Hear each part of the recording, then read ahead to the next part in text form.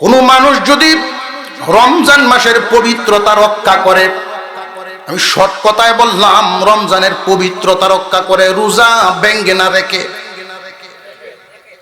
নামাজ ছেড়ে না নামাজ পড়ে, জবান কান চোখ সবকিছু কন্ট্রোল রেখে না রেখে রমজান মাসের পবিত্রতা রক্ষা যেই ব্যক্তি করতে পারবে, ঈদের দিন যখন ঈদগাহে গিয়ে হাজির হবে, আল্লাহ পাক তখনই ডাক দিয়া বলেন, ফেরেশতারা রে, কোনো কর্মচারী যদি মালিকের পরিপূর্ণ হক, পরিপূর্ণ বদলা আদায় করে, ডিউটি আদায় করে, মালিকের উচিত কি? ফেরেশতারা বলেন, মালিকের উচিত হলো তার মজুরি আদায় করে দেওয়া। রে ফেরেশতারা, আমি আল্লাহর চাইতে কোনো ভালো মালিক আসেনি? না, আপনার চাইতে তো কোনো ভালো মালিক নেই। যারা রমজানের পবিত্রতা রক্ষা করলো, তোমরা সাক্ষী থাকো, ওই ঈদগাহে যারা ঈশা জমা হইছে, এদের মধ্যে রমজানের পবিত্রতা রক্ষা করিয়া যারা আসছে, ওরা যে এখন বাড়িতে ফিরবে, নবজাতক শিশুর মতো বানায়া দিলাম। মুসলমান ইমানদার ভাইরা আমার, এই পৃথিবীর জমিন চিরদিন থাকার জায়গা নয়। আল্লাহ পাক রব্বুল আলামিন শেষ ঠিকানায় দুইটা জায়গা বানাইছেন, একটার নাম জান্নাত আর একটার নাম জাহান্নাম। জান্নাত বানাইছেন ইমানদার মুমিনদের জন্য, ইমানওয়ালা থাকবে জান্নাতে, বেঈমান থাকবে জাহান্নামে। এই দুইটা জায়গা, ইমানদারের ঠিকানা জান্নাত, বেঈমানের ঠিকানা জাহান্নাম। কিন্তু অনেক ইমানদার কর্মের কারণে জাহান্নামে জ্বলবে, অথচ জাহান্নাম ইমানদারের জন্য আল্লাহ বানান নাই। জাহান্নাম তো কাফেরদের ঠিকানা, বেঈমানদের ঠিকানা। ইমানদারের ঠিকানা হলো জান্নাত। এই জন্যই আল্লাহ পাক ইমানদারকে ডাক দিয়া বলেন, ইমানদার, পরিপূর্ণ মুসলিম না হইয়া মৃত্যুবরণ করিও না। যদি তুমি গুনাহ সহকারে দুনিয়া ছাড়ো, মৃত্যুবরণ করো, গুনাহগার হইয়া যদি দুনিয়া ছাড়ো, তাহলে তোমার জাহান্নামে নেওয়া হবে। জাহান্নামের আগুনে জ্বালাইয়া ইমানের বদৌলতে এক সময় তুমি জান্নাত পাবে, কারণ ইমানদারের ঠিকানাই শেষ ঠিকানা হলো জান্নাত।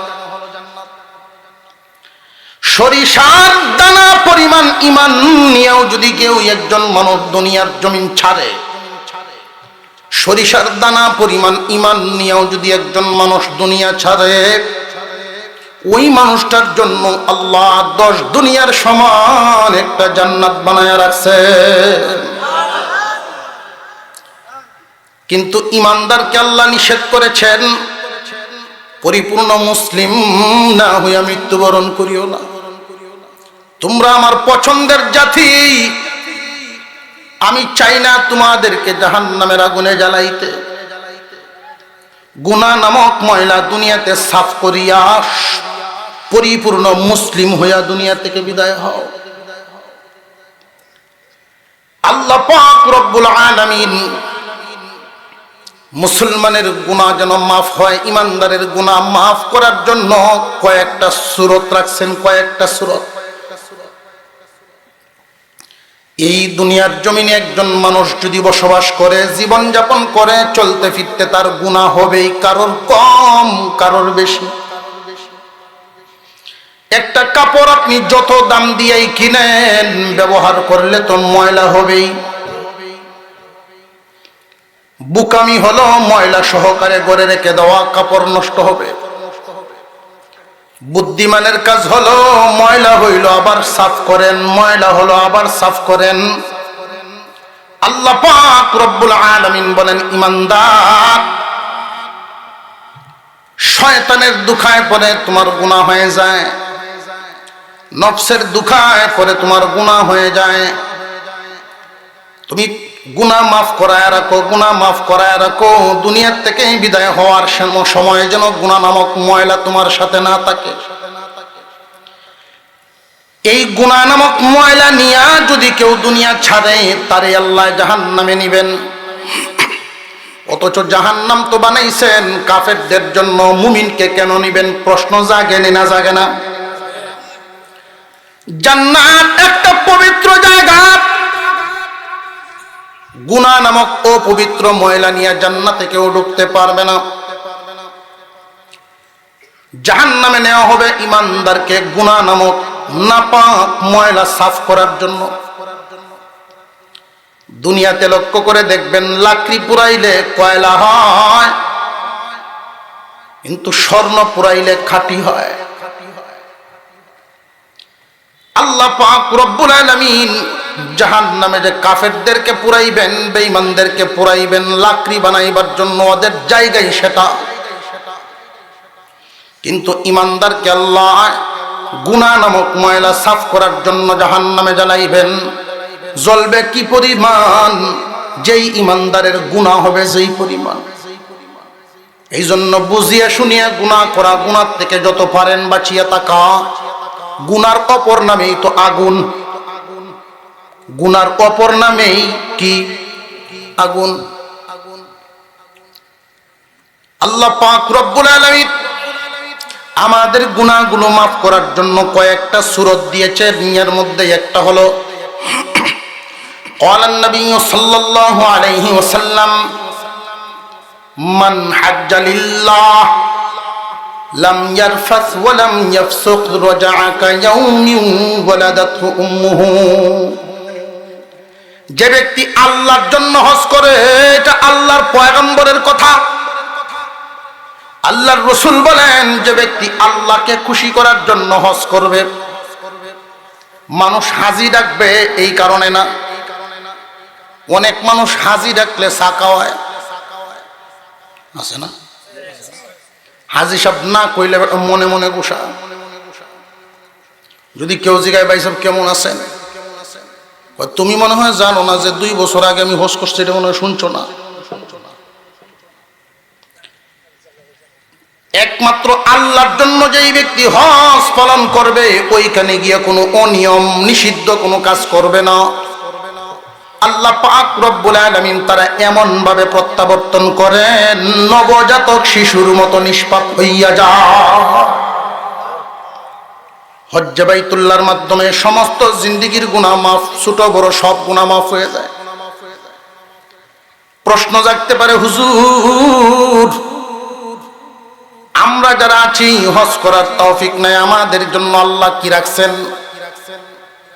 গুনাহ নামক ময়লা সাফ করার জন্য আল্লাহ পাক রব্বুল আলামিন প্রতি বছর ঘুরে ঘুরে পবিত্র রমজান মাস সামনে হাজির করে। রজব মাস আসতেই আল্লাহর পয়গম্বর দোয়া করতেন। রজব গেল গেল, এই মাসের সবচেয়ে বড় নফল ইবাদত হলো এই দোয়া করা, আল্লাহুম্মা বারিক লানা ফি রজব ওয়া শাবান ওয়া বাল্লিগনা রমাদান। সবচেয়ে বড় নফল ইবাদত। আয় আল্লাহ, রজব এবং শাবানের বরকত দান করো, দয়া করে রমজান পর্যন্ত পৌঁছায়া দাও। কোন মানুষ যদি রমজান মাসের পবিত্রতা রক্ষা করে, আমি শর্ট কথায় বললাম, রমজানের পবিত্রতা রক্ষা করে, রোজা ভেঙ্গে না রেখে, নামাজ ছেড়ে না নামাজ পড়ে, জবান কান চোখ সবকিছু কন্ট্রোল রেখে না রেখে, রমজান মাসের পবিত্রতা রক্ষা যেই ব্যক্তি করতে পারবে, ঈদের দিন যখন ঈদগাহে গিয়ে হাজির হবে, আল্লাহ পাক তখনই ডাক দিয়া বলেন, ফেরেশতারা রে, কোন কর্মচারী যদি মালিকের পরিপূর্ণ হক, পরিপূর্ণ বদলা আদায় করে, ডিউটি আদায় করে, মালিকের উচিত কি? ফেরেশতারা বলেন, মালিকের উচিত হলো তার মজুরি আদায় করে দেওয়া। রে ফেরেশতারা, আমি আল্লাহর চাইতে কোনো ভালো মালিক আসেনি। না, আপনার চাইতে তো কোনো ভালো মালিক নাই। যারা রমজানের পবিত্রতা রক্ষা করলো, তোমরা সাক্ষী থাকো, ওই ঈদগাহে যারা ঈশা জমা হইছে, এদের মধ্যে রমজানের পবিত্রতা রক্ষা করিয়া যারা আসছে, ওরা যে এখন বাড়িতে ফিরবে নবজাতক শিশুর মতো বানাইয়া দিলাম। দুই সুরত, আল্লাহ চান না তার কোনো বান্দা গুনাহ লইয়া মরুক, ব্যবস্থা রাখছেন গুনাহ মাফ করায়াও। এক রমজান থেকে আর এক রমজান পর্যন্ত 1 বছর সময়, এর মাঝখানে যদি গুনাহ হয়ে যায় তখন কি করা? প্রথম কাজ সাথে সাথে তওবা করা, দ্বিতীয় কাজ আরেকটা নেক কাজ করে ফেলা। কোনো একটা গুনাহ যদি কারোর দ্বারাই হয়, প্রথম কাজ তওবা করা, দ্বিতীয় কাজ নেক কাজ করা আরেকটা। কারণ আপনার আমল নামায় যত লিখা হচ্ছে, আপনার জিন্দেগীর শেষ আমলটা যেন নেকির মাধ্যমে শেষ হয়। কথা বুঝাইতে পারতেছি? আপনার জিন্দেগীর সর্বশেষ আমলটা যেন নেকি করিয়া দুনিয়ার থেকে বিদায় হয়। নেককার হইয়া মরবেন, নেককারদের সাথে থাকবেন। আর যদি শেষ আমলটা গুনাহ হইয়া যায়, মারা গেলেন সকাল 10টায়, এর আগের ওয়াক্ত আল্লাহর বিধান ফজরের নামাজ পড়তে পারেন নাই, ফরজ লঙ্ঘন, আমল নামায় কত বড় গুনাহ লইয়া মরলেন। এই জন্য কোনো ভুল হয়ে গেলে সাথে সাথে তওবা করা আর একটা নেক কাজ করে ফেলা। অন্তত একবার দুরূদ শরীফও যদি আপনি পড়েন, তবু আল্লাহ খুশি হয়ে আপনার উপরে 10 বার রহমত নাজিল করবেন। 3 বার সূরা ইখলাস তিলাওয়াত করলেন, 1 খতম কোরআন তিলাওয়াতের সব আমল নামায় জমা হয়ে গেল। তওবার বিভিন্ন দোয়া হাদিসের কিতাবাদিতে উল্লেখ করা আছে, এর মধ্যে আস্তাগফিরুল্লাহ রাব্বি মিন কুল্লি যামবিন ওয়া আতুবু ইলাইহি লা হাওলা ওয়ালা কুওয়াতা ইল্লা বিল্লাহিল আলিয়্যিল আযীম। আস্তাগফিরুল্লাহাল্লাযী লা ইলাহা ইল্লা হুয়াল হাইয়ুল কাইয়্যুম ওয়া আতুবু ইলাইহি। আস্তাগফিরুল্লাহ ইন্নাল্লাহা গফুরুর রহিম।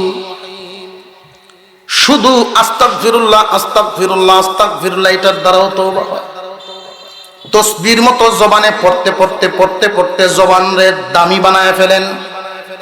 যেই ব্যক্তি যত বেশি আস্তাগফিরুল্লাহ পড়বে, তওবা, তার জবানের দাম আল্লাহর কাছে তত বাড়িয়া যায়। এক মাযহাবের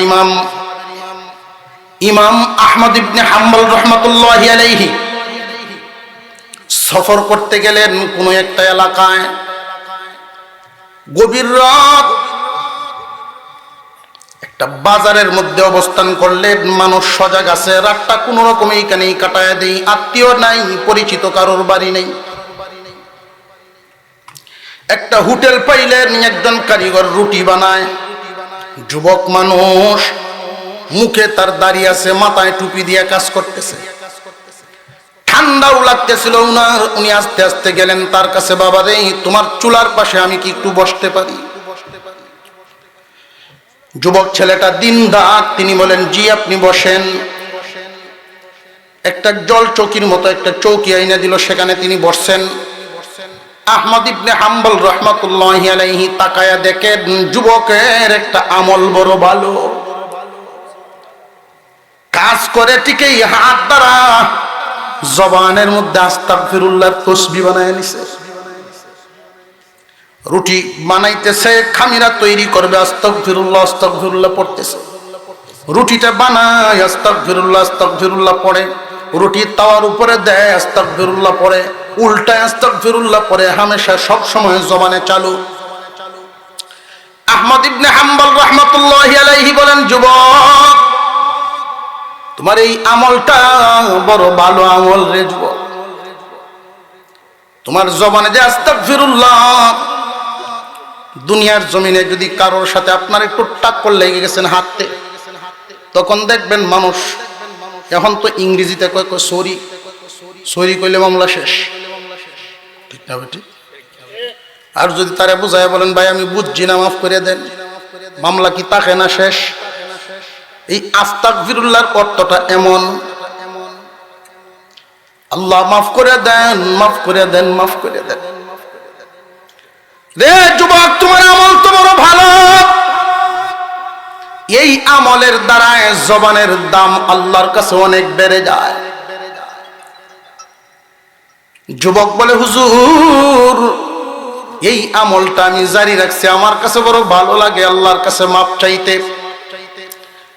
আমি আমার জীবনে যত দোয়া করি আল্লাহর কাছে যা চাই আল্লাহ আমারে তা দিয়ে দেন। একটা আশা মনে রইল, আল্লাহ এখনো পূরণ করেন নাই, বাকি আছে। আল্লাহ কি পূরণ করেননি না করেন না জানি না। যে কি দোয়া রে বাবা, আমি তো তোমার বাবার বয়সী মানুষ, আমার কাছে বলো, আমিও তোমার জন্য দোয়া করব। যুবক টলমলে চোখ, চোখ ভরে গেছে চোখের পানিতে, বড় আবেগ ভরা দিল নিয়ে বলতেছিল, হুজুর বর্তমান সময়ের যুগ শ্রেষ্ঠ আলেম, এই যুগের বুজুর্গ আহমদ ইবনে হাম্বল, উনারে যদি আমি একটু দেখতে পারতাম, এটাই আল্লাহর কাছে আমি চাইতেছি। আল্লাহ যেন মরণের আগে হইল উনার চেহারাটা একটু দেখায় দেন। আহমদ ইবনে হাম্বল রাহমাতুল্লাহ আলাইহি বসার থেকে দাঁড়ায় গেছে, দুইটা হাত সামনের দিকে বাড়ায় বলেন, যুবক এবার বুঝতে পারলাম রাস্তা ঘুরায় ঘুরায় আল্লাহ তোমার দোকানের সামনে আমারে কেন আনলে। যুবক রে, আমি আহমদ ইবনে হাম্বল, মহান আল্লাহ তোমার এই দোয়াও কবুল করে নিছেন। ইয়া আইয়ুহাল্লাযীনা আমানুত্তাকুল্লাহ, হে ঈমানওয়ালা আল্লাহকে ভয় করো, আল্লাহকে ভয় করো। আল্লাহর রহমত যত বড়, আল্লাহর সাজা, আল্লাহর গুসাও তত বড়। আল্লাহর শাস্তি, জাহান্নামের যে শাস্তি রাখছেন সহ্য করতে পারবে না। ইমানদার, তোমারে তো বানাইছি জান্নাতের জন্য, এই জন্য আল্লাহকে ভয় করবা, ভয় করে করে জীবন যাপন করো। ভয় করার মতো ভয় করো, গুনাহ মাফ না করায়া পরিপূর্ণ মুসলিম না হইয়া মরিও না। আল্লাহ পাক যেন আমাদেরকে বেশি বেশি করে তওবা করার তৌফিক দেন, বলুন আমিন। আর জোরে বলেন আমিন। আপনাদের কাছে একেবারে কম সময় দেওয়ার কারণে আসলে মানসিকভাবে ওটা মেনে নিতে পারছি না, একদম অল্প সময়, কিন্তু কিছু করার তো নাই, ওদের এখানে ওয়াদা। এরপরে আপনাদের সামনে আপনাদের এই অত্র অঞ্চলের প্রতিনিধি, কেউ দিনের বড়, কেউ দুনিয়ার বড়, যার যার অবস্থানকে মূল্যায়ন করা। আল্লাহ যাকে যে অবস্থানে রাখছেন সেই অবস্থান অনুযায়ী ওনাকে সম্মান দেওয়া, তাহলে আপনি হক আদায় করলেন, আর না হয় হক আদায় করলেন না। আমি অত্যন্ত খুশি হলাম ওনার অবস্থা দেখে, ওনারা যে স্টেজে বসেন না, নিচে বসছেন, আপনাদের সাথে পাশাপাশি বসছেন, কত বড় বড় মনের পরিচয় দিলেন। আমি দোয়া করি আল্লাহ যেন দিন দিন ওনার সম্মান আরো বাড়ায়া দেন। উনি আপনাদের কাছে দোয়া নিবেন, কিছু কথা বলবেন, এরপরে আপনারা পর্যায়ক্রমে আবার আলোচনা চালাতে থাকবেন। আমি আপনাদের কাছ থেকে দোয়া চেয়ে, দোয়া নিয়ে বিদায় নিচ্ছি।